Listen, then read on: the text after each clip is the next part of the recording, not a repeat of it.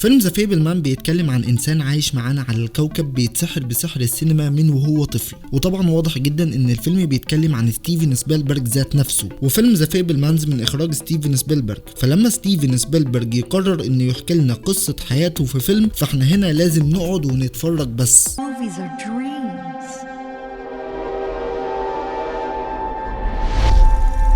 That you never forget.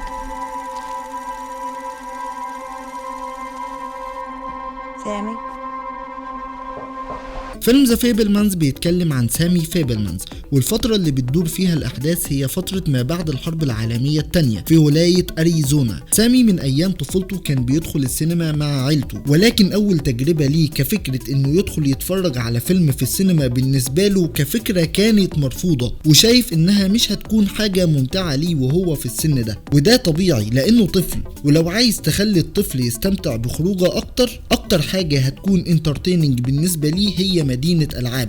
إيه اللي يخليه يتذنب قدام شاشة لمدة ساعتين كاملين علشان يتفرج على أحداث بتدور ورا الكاميرا؟ ولكن بيحصل، وبيخش سامي السينما لأول مرة في حياته، ومن هنا حياته حرفيا بتتغير.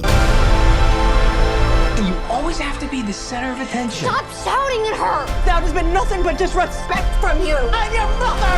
علشان ما اسمعش حد يقول لي ان السينما مجرد متعة، لا يا حبيبي، السينما بتغير حياة بني ادمين. وبالمناسبة فيلمنا بيتكلم عن ان السينما متعة، ومش شرط ان كل الاعمال السينمائية كلها تكون هادفة، فممكن جدا تعمل اعمال سينمائية لمجرد المتعة، ولكن المتعة هنا هدف في حد ذاته. كلامي مش متناقض ولا حاجة، لان السينما اصلا سلاح ذو حدين، ونجاح او فشل الاعمال السينمائية الهادفة واللي بتقدم رسالة ممكن تغير من فكر بشر، وفي نفس الوقت بتكون ممتعة وفيها كل عناصر التشويق، ده بيعتمد على ذوقنا في اختيار الأعمال نفسها. فممكن عمل يكون متعوب عليه وفيه كل عناصر النجاح نتجاهله تماما، ونتجه لاختيار أعمال تانية علشان الأعمال دي فيها عناصر جذب أكتر من إنها بتقدم رسالة، زي الأفلام اللي بتحتوي على مشاهد جنسية وأكشن خارجة عن السياق. المشاهد دي هي موجودة بس علشان تجذب المشاهدين وبتنجح في ده. خلونا ما نبعدش قوي عن مضمون الفيلم، لان فيلمنا مش بس بيتكلم عن صناعة السينما، فيلمنا جواه قصة، وقصة جدا قوية. سامي بعد ما اتفرج على الفيلم حرفيا انبهر بالسينما،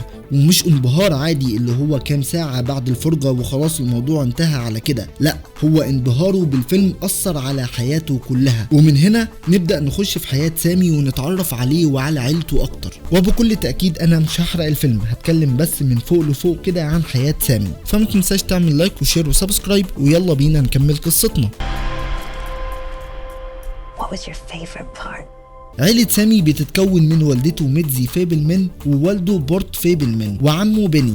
وطبعا عيلة سامي فيها شخصيات تانية، بس هم دول العناصر الأهم في قصتنا. عيلة سامي هي عيلة يهودية، والعيلة دي زي أي عيلة في الدنيا فيها مشاكل هتتعرفوا عليها في الفيلم بالتفصيل، بس هي مشاكل حياتية، مشاكل بتتعلق بالتربية، ومشاكل مالية، ومشاكل عاطفية. ولكن الطريقة اللي هتشوفوا بيها المشاكل دي مع وجود واحد صانع أفلام في العيلة جدا جدا جدا مختلفة وممتعة، وحرفيا بتبين لك قوة صناعة الأفلام، وإن صناعة الأفلام في حد ذاتها بتكشف لك حاجات عمرك ما كنت هتعرفها أصلا إلا بوجود الأداة دي، وهي الكاميرا. خليني أعقد لك الموضوع أكتر. لو أنا جيت لك بشريحة اختبار معملي ولزقتها على وشك، وبعدها خليتك تشوفها مرة تانية، مش هتلاحظ حاجة، هي نفس الشريحة. طيب خليني احط الشريحة دي تحت الميكروسكوب، في الحالة دي هتشوف بلاوي. وخلينا نرجع ونتكلم بلغة السينما، وانا عارف اني بمط هنا، ولكن حبيت اشرح لك الموضوع من الناحيتين. فانا عايزك تتخيل معايا لو انا دلوقتي بصور شوت لمجموعة من الناس، وبعدها اخدت الشوت ده على برنامج مونتاج وعملت له سلو موشن، فوقتها هقدر اشوف كل غمزة وكل اكسبريشن طلع من كل واحد موجود جوه الشوت ده. ففيلمنا مش بس بيتكلم عن قوة الافلام على اساس انها بتكشف لنا تفاصيل التفاصيل، فقوة الافلام هنا برضو انها قادرة على انها تحكي قصة حقيقية ولكن مش واقعية، وبتعيشك واقع الحاجة دي. ولما بقول هنا انها مش واقعية، فانا بقصد انها مش بتحصل immediately دلوقتي في الوقت الحالي، لان دي متصورة على 60,000 شوت واتجمعت كلها على بعضها علشان تعيشك على سبيل المثال قصة حقيقية حصلت قبل كده في الماضي على أرض الواقع.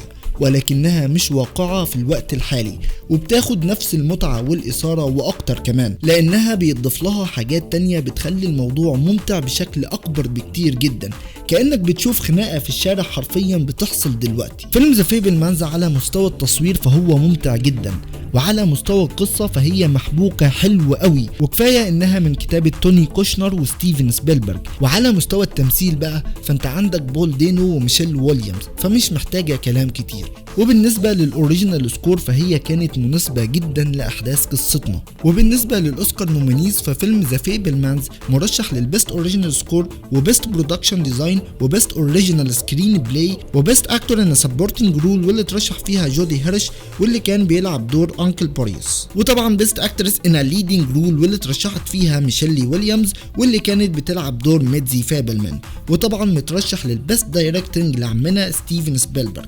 واخيرا في فئة البيست بيكتشر بكل تأكيد فيلم ذا فيبلمانز مرشح كأفضل فيلم في السنة، وخدوها مني كلمة ويا رب ما تخزلش فيها، فيلم ذا فيبلمانز هياخد أفضل فيلم في السنة بالفعل. وفي احتمال تاني ومش هزعل طبعا لو حصل، لو فيلم Everything Everywhere All at Once أخد أفضل فيلم في السنة، ولكن الأكثر توقعا هو فيلم ذا فيبلمانز. وبس كده، وطبعا دي مش كل حاجة عندي عن فيلم ذا فيبلمانز، ولكن هنا بكون وصلت لنهاية فيديو النهاردة. فلو عجبكم الفيديو ده يا ريت تعملوا لايك وشير وسبسكرايب، واشوفكم في فيديو جديد. سلام.